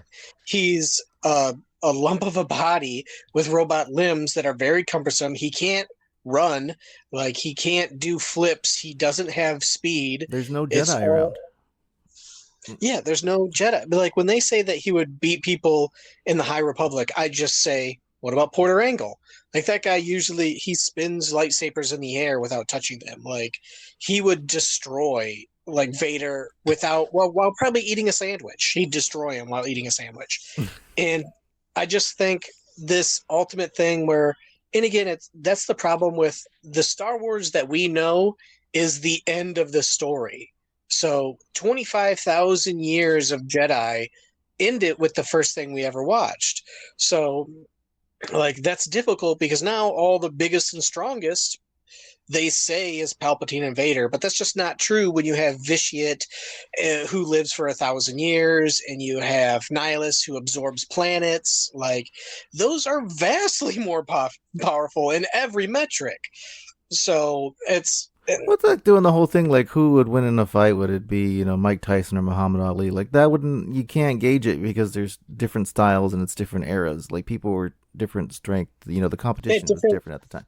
Yeah, the competition and the opponents are different too. Yeah. It's those guys. It was legendary foxes around Muhammad Ali, and there was a bunch of nobodies around Tyson. And it had been he's going to fight a bunch of retired Evander Holyfield and stuff like that. Okay, he's past his prime, man. So, but yeah, it's Vader. I certainly wouldn't even probably rank him in the top 10 Sith, if not the top 20. And I don't I'd really probably know have to any of the look other up ones 20 Sith. I don't really know any other ones besides Dooku and Malak and Bane and Maul and Palpatine. That's pretty much I would probably have to look up 10 other Sith, and I'd probably still rank them higher than Vader. I mean, like I said, Vitiate, Revan, you can count him as Revan, I guess that was Revan count him as a Sith Lord. Yeah, even though he wasn't there for long, but it was Malak was, I believe it was Malak was Revan's, and then Malak kind of took over after that. Yeah, that's the whole Knights of the Republic game. It's that story of them too. So yeah. So there's just Vitiate took over for 1,000 years. Does Khmer count? Does Khmer count as a Sith Lord? We don't really know. I mean, he might be kind of an apprentice type of thing. He's the acolyte of the Sith. And there's another one, and then you have Plagueis. We don't really know what he can do. There's a lot that we don't know, we haven't seen. So I guess, I could see them arguing why Darth Vader, but it's kind of a dumb argument because you don't really know how the other Sith compared because we don't really have those stories besides the books. And But like I it's a do. different era, like so it's kind of like you don't know. So saying that But I he's like the do know strongest Vader. though, but seeing seeing that he's saying he's the strongest, it's like you can't really compare it to anything else, visually on screen. So yeah, I don't know. Especially I can like see both ways. I I the guess. would newer. say no because He I mean, lost. seeing the control that Palpatine has over him, Yeah. that would make him seem pretty weak-willed. Or like, I mean, obviously Palpatine had to break him to get him that way, but yeah, I would say no because he never even rises to the rank of like a Sith master. Palpatine keeps him under his thumb. And Palpatine wasn't even that good fighting. I mean, Yoda did pretty good against him. Like Right. he had to cheat and Oh, he throw the was Senate pretty. at him.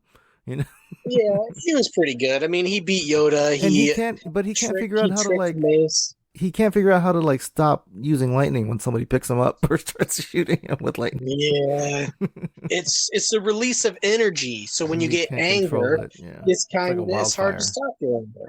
Yeah, I guess it is kind of like a wildfire. Once he gets Yeah, it that's started, actually a good way to put it. you know. It's a good way to put it. Yeah, because there's always like the thing people are like, well, why didn't he just stop using it against Rey? Or why didn't he just stop using it when Vader picked him up? Like, he couldn't control it. I mean, also he was probably trying to kill Vader. Yeah. So he didn't stop because it's like, well, if I keep shocking him, he's gonna. If he stopped shocking him, people would be like, why don't you just continue to use Force lightning? So it's like, okay, they're gonna continue to use it. Why don't you just stop you? Because he was trying to kill the guy that was gonna he's body slam. blinded by arrogance, which is one of his lines. So he didn't take his own advice.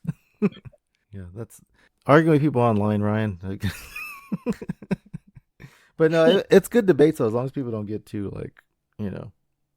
Yeah, I'll just talk back and forth type of thing where it's like you mentioned or Ron mentioned that just having high midi chlorian counts does not mean you're some sort of amazing best in history Jedi. Like for one, you didn't live to Jedi standards.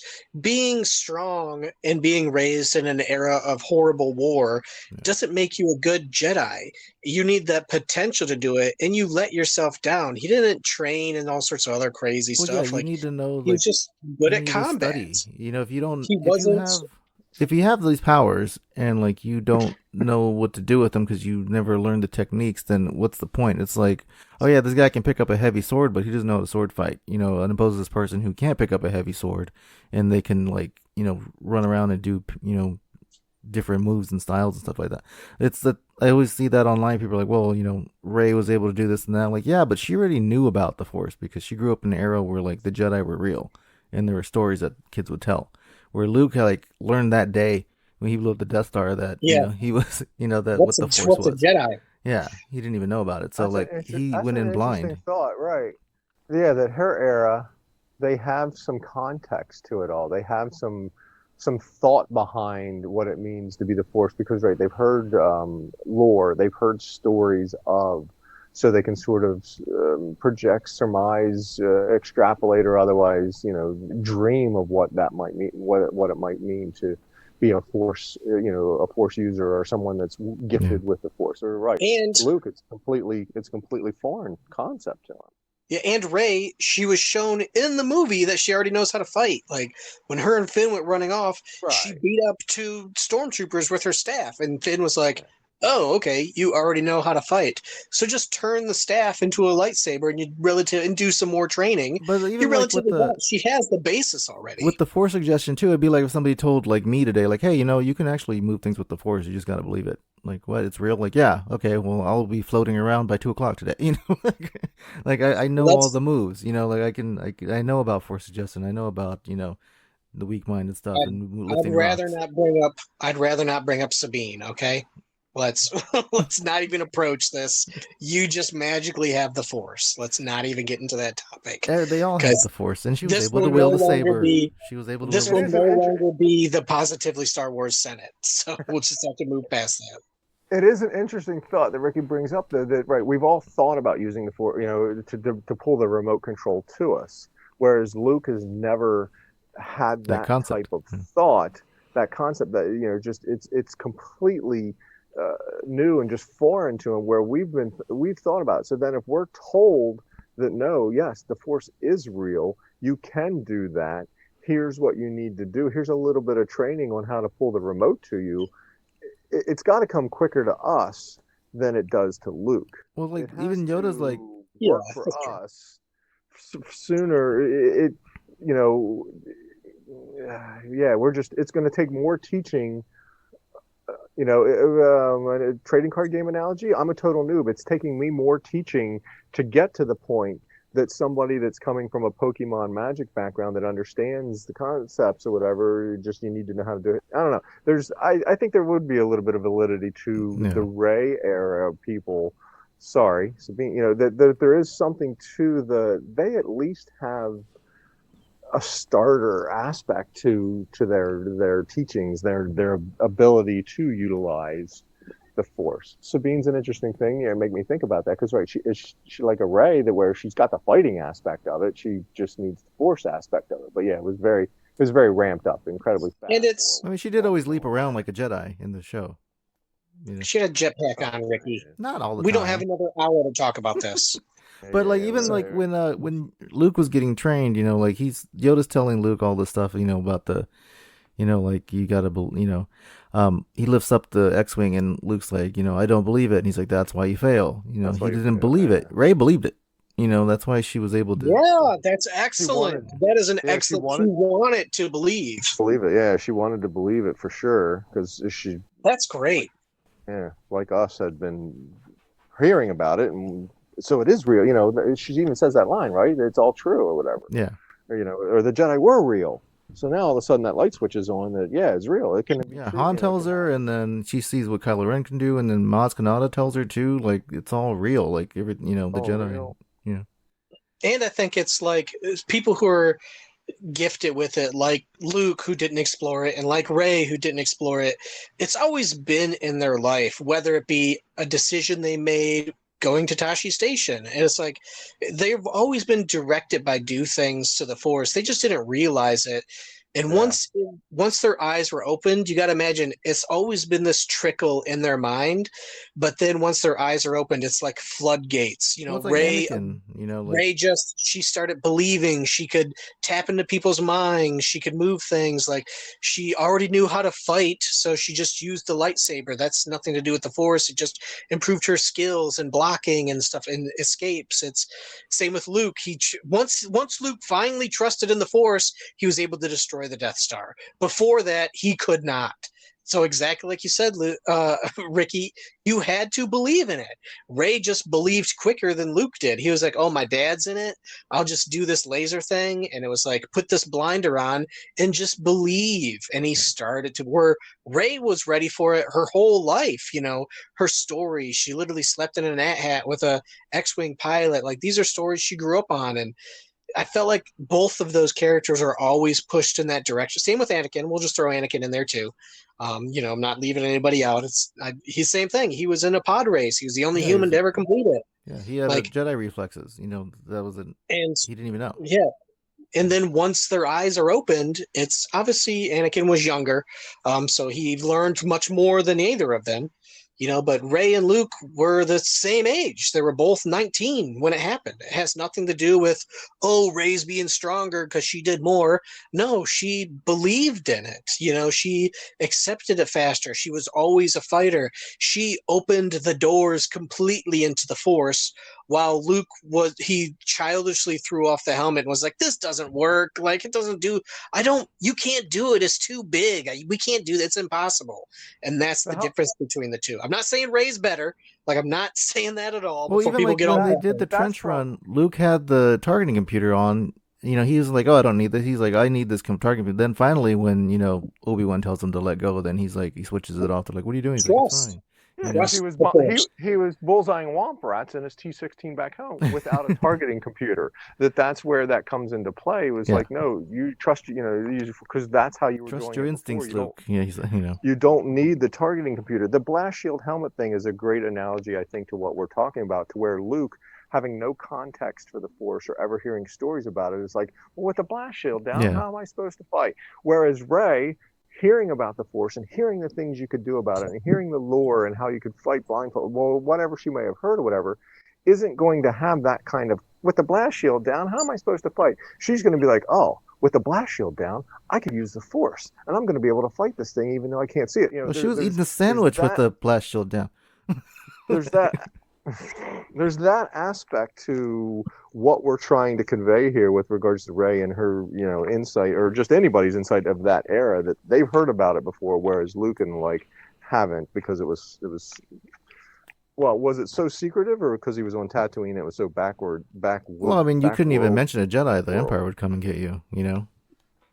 So I couldn't talk about it. Touche. Yeah, they were hanging people out in Tatooine, and they were. You hardly ever saw the Inquisitors, and if you did, then you didn't survive. Yeah, Uncle Owen's a hard ass, so he's not allowed. He's not going to say talk of it whatsoever. Follow your damn fool Obi-Wan on some idealistic mission. Like, he never mentioned it to him, and nobody after that incident happened from the Kenobi show, nobody ever wanted to mention Jedi at all, because they were just killing whoever knew anything about it. So yeah, right. Where someone like Leia knew, because Bail probably told her stories, and all that stuff, and she actually witnessed things when she was a kid, and and Ezra knew that's because a great thought, right? What does Leia's then knowledge of the Force? What is her experience? What is her exposure to the Force? Right, she's seen it as a kid, because little Leia sees Obi-Wan use the Force to save her and stuff, so she's got experience with it that Luke doesn't have. Yeah, and Belle probably told her stories about, after that happened. I because I go back to the old radio dramas, because there's a lot of good dialogue between Bail Organa and Leia about being spies and all this and that.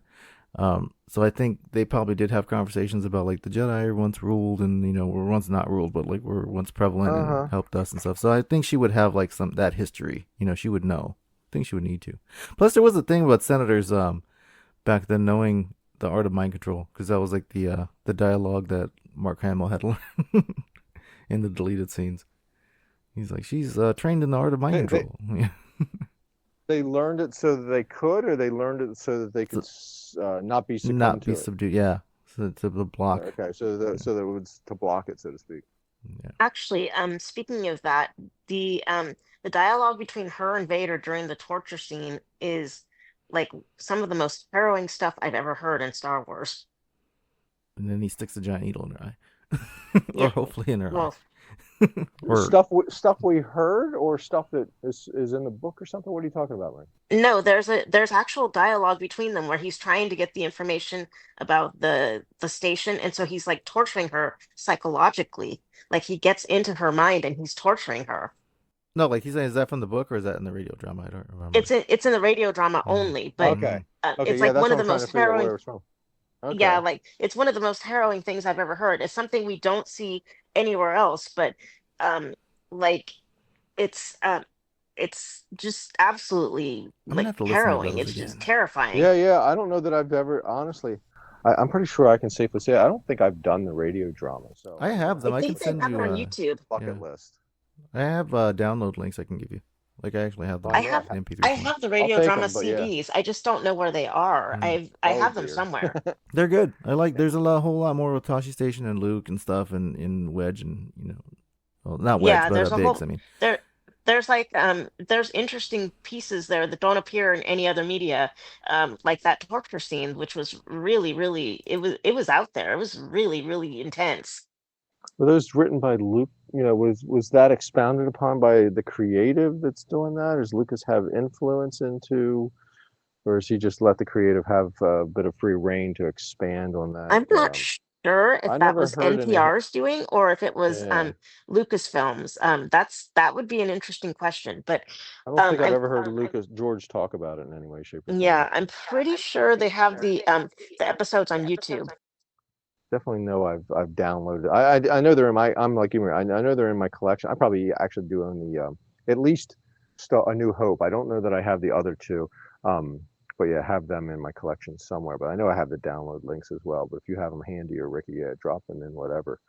But to give them a listen, because I don't know that I've ever properly, and I got plenty of road time ahead of me. But I don't know that I've ever given them proper start to finish listen.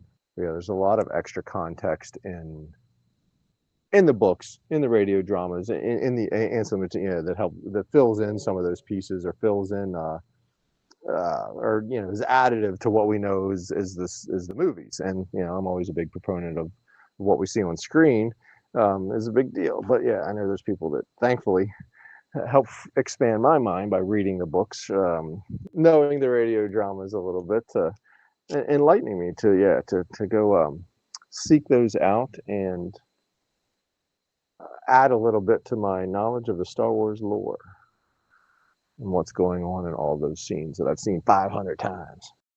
And actually, I guess Lucasfilm had no involvement. Apparently, Brian Daley, popular science fiction writer from the He wrote the Han Solo 70s books, and right? 80s, wrote it. Yeah, the Han Solo books, exactly. Yeah. He wrote it. NPR was sold the rights for like $1. Oh wow. It's in here, and that's this YouTube link that I'm throwing in here. Yeah, it's good to watch. Those are good. So Yeah, it's like deleted definitely scenes. have a listen, Ron. The voice acting's pretty good too. I like it. Yeah, and I mean they have Mark Hamill, so They have David Alan Grier from Living Color. He was one of the pilots at the Katina. oh, that's right. David Alan Grier was in it. That's probably one of his like earlier roles. Let's say, what is he, 12? Really? Oh, that's cool. Yes, he was an infant. What year was that? It was in the 1980s, like Is- 1981, For A 82 New maybe. Hope, it was that far removed from 77? No, I want to Right, say it so- was mid. Weren't these done like after the trilogy was finished? Were they I really? don't know actually. Let me see. Hold on.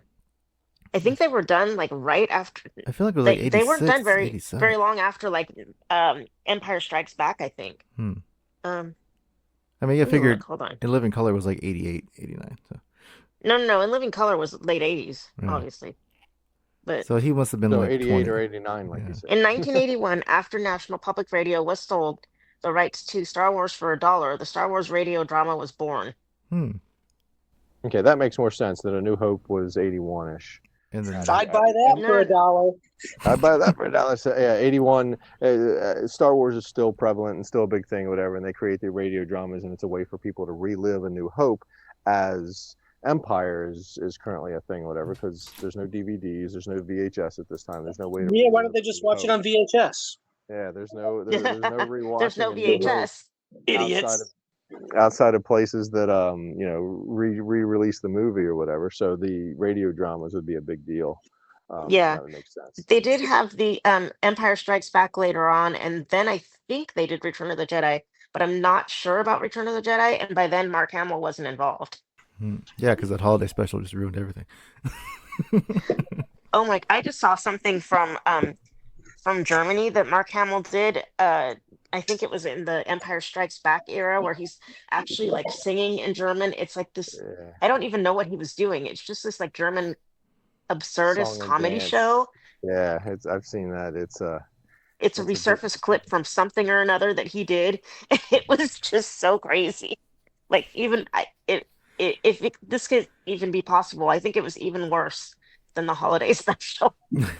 I saw he did a commercial. I saw that, and he was like, "I was hoping nobody would ever see it," and he was wrong. Yes. It was a bit dated for sure. But he's an Yeah. actor. He's a struggling actor. He doesn't know it's going to live forever. He's doing whatever, taking whatever gig.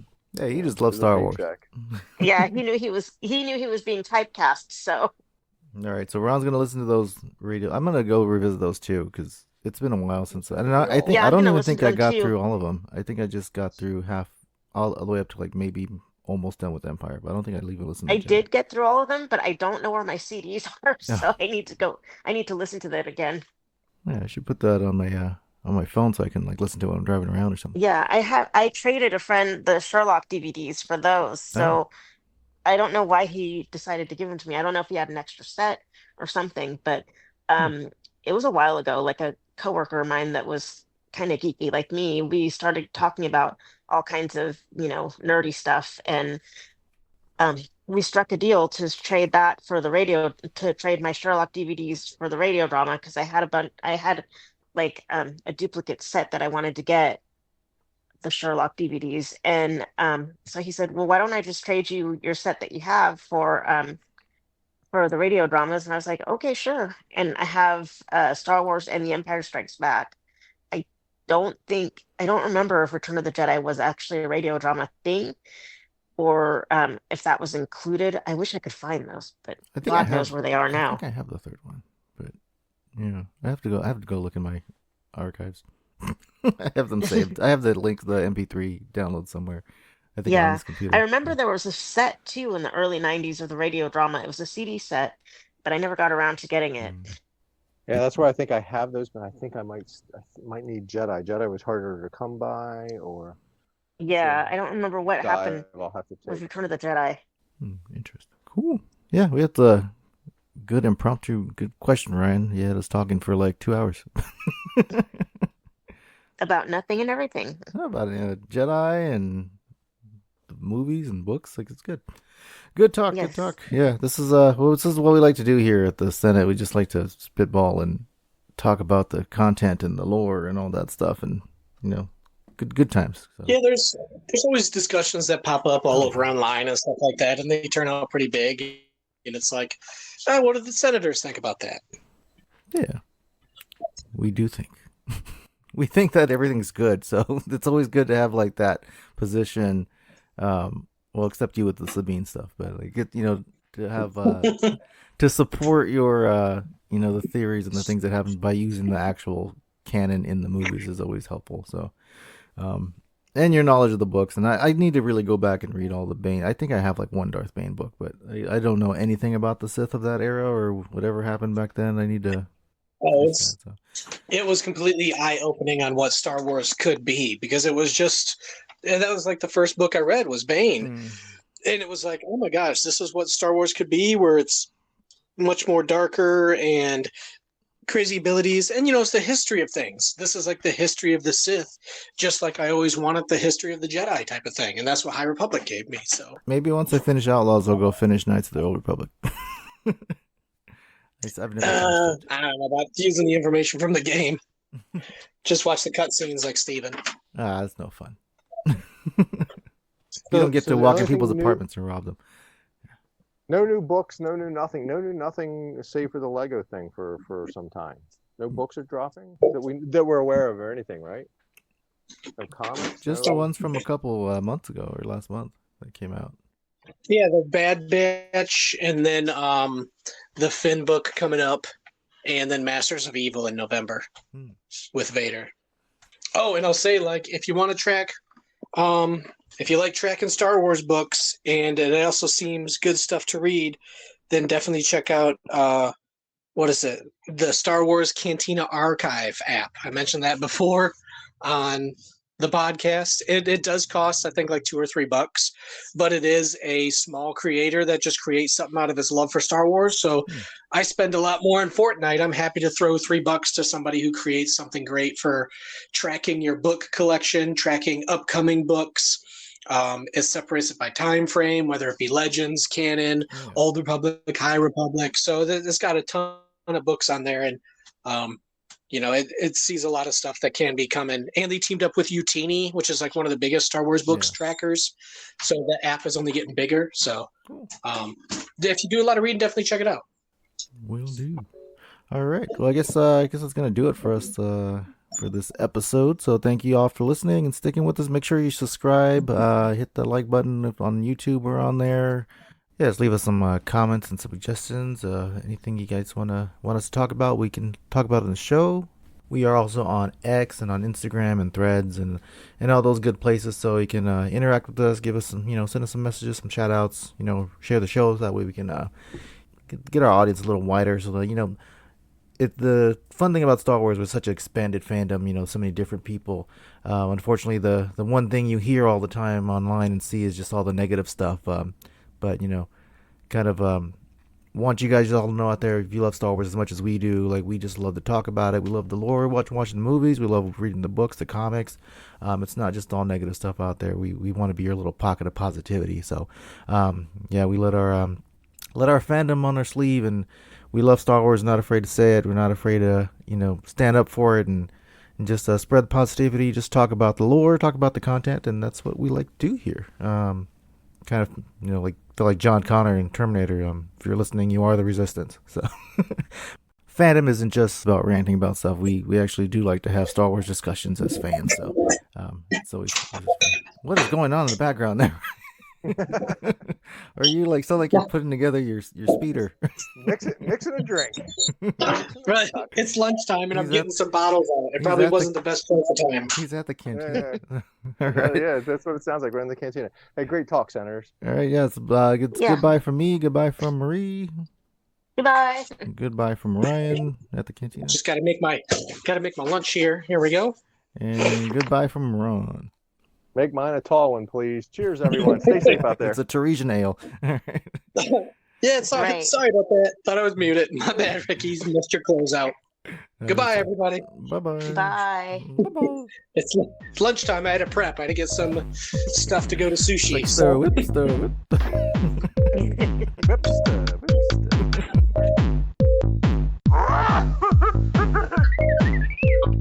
Go switch off.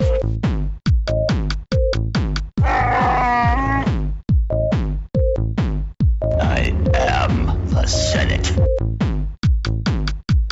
Be sure to follow us online. We're at Facebook at PSW Senate. Join our PSW Star Wars Facebook group where we all are in there interacting. You can find us on Twitter at PSW Senate. On Instagram, we're at PSW Senate Podcast. And on TikTok, we're at PSW Senate Podcast. We look forward to hearing from you.